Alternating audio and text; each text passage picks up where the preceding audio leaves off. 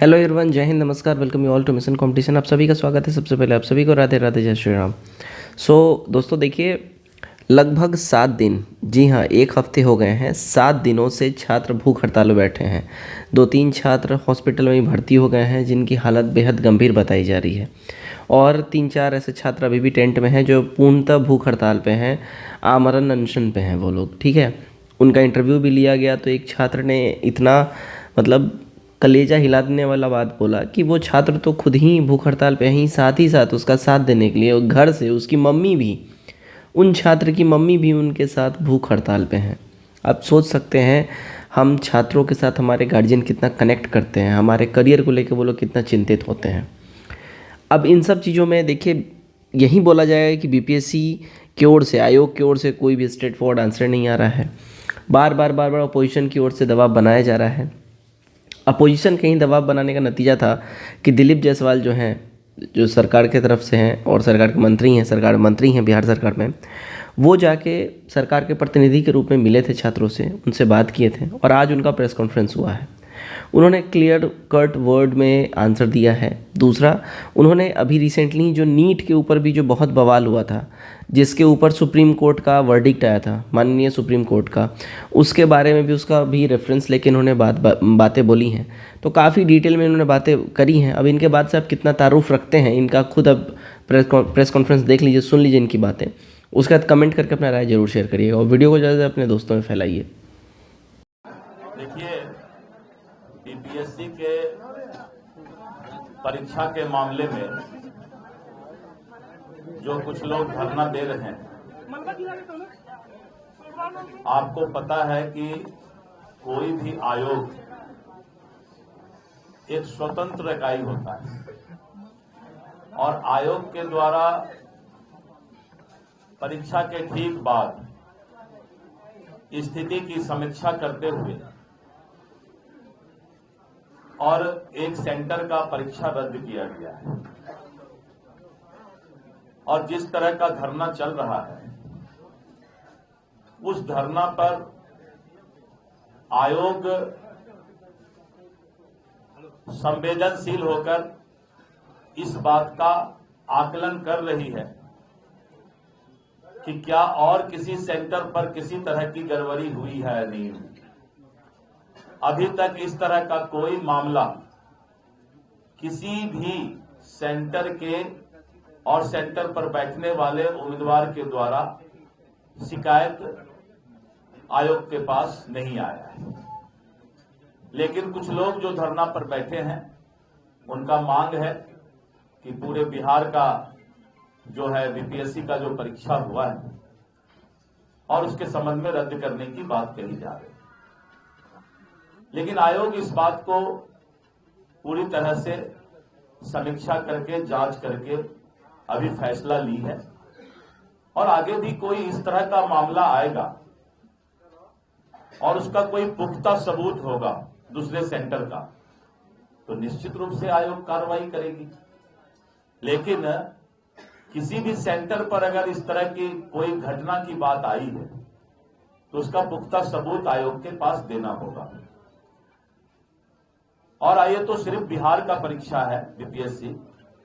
आज से कुछ दिन पहले पूरे देश के लाखों छात्र, जिसमें 30 लाख 40 लाख से भी ज्यादा छात्र होते हैं, नीट का परीक्षा हुआ था।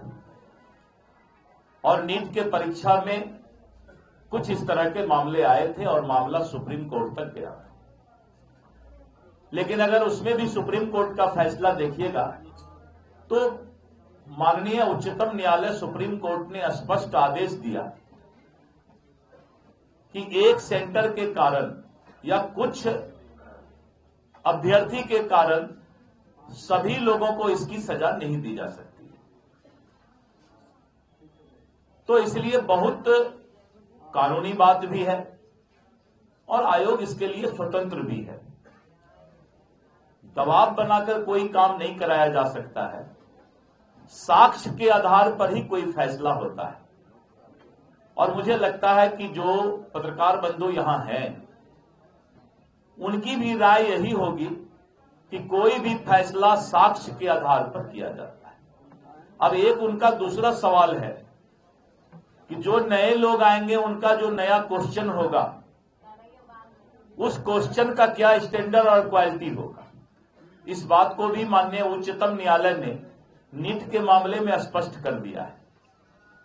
और अगर रिजल्ट आने के बाद ऐसा देखा जाता है कि किसी एक ही सेंटर से 80% लड़के, 70% लड़के, 50% अभ्यर्थी क्वालिफाई कर जाते हैं, तो फिर एक नया सवाल आ सकता है कि रिजल्ट आने के बाद अगर ऐसा हो कि अगर मान लीजिए क्वेश्चन आउट हुआ है, किसी तरह का गलत हुआ है, तो वहां के स्टूडेंट तो ज्यादा पास करना चाहिए एक सेंटर पर। तो रेशियो, परसेंटेज ऑफ रिजल्ट भी देखा जाता है टेक्निकल तरीके से। इस पर बहुत स्पष्ट सुप्रीम कोर्ट का जो है एक नीट के मामले में जजमेंट आया हुआ है। इसीलिए आयोग स्वतंत्र इकाई है, संवेदनशील है, हर चीज पर नजर रखा है, और अभी ही नहीं रिजल्ट तक भी इस पर जो है बहुत सारा फैसला हो सकता है अगर इसमें कोई डिस्क्रिमिनेशन नजर आता है तो।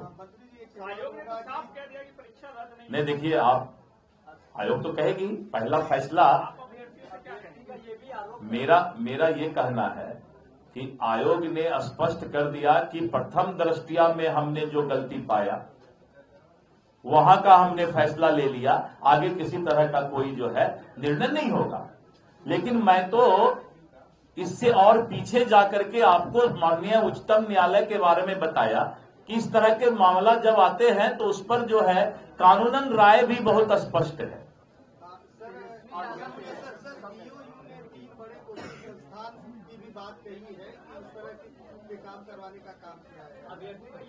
अब देखिए, ये तो मैं सीधा कोई आरोप नहीं लगा सकता किस पर, क्योंकि ये तो जांच का विषय है, और जांच के विषय में कोचिंग संस्थान की क्या भूमिका है ये तो कोई जांच करने वाली संस्था ही बता सकती है। मैं इस पर कोई बात नहीं कर सकता। सर, लेकिन सरकार के नाक के नीचे पटना में इस तरह की घटना होती है, क्या सवाल उठते हैं? आप एग्जामिनेशन देने जाइए और आप पहले से मन बना के रखिए कि जाते के साथ जो क्वेश्चन मिलेगा उसका फोटो खींच करके बाहर भेज देंगे, खिड़की से हम क्वेश्चन फेंक देंगे। अब इसके लिए तो एक एक स्टूडेंट के पास जो है सिक्योरिटी दिया जाए। मेरी बात समझिए ना, इसीलिए तो फैसला हुआ है, और इसका जवाब ज्यादा आपको स्पष्ट जो है आयोग के सदस्य, आयोग के चेयरमैन दे सकते हैं।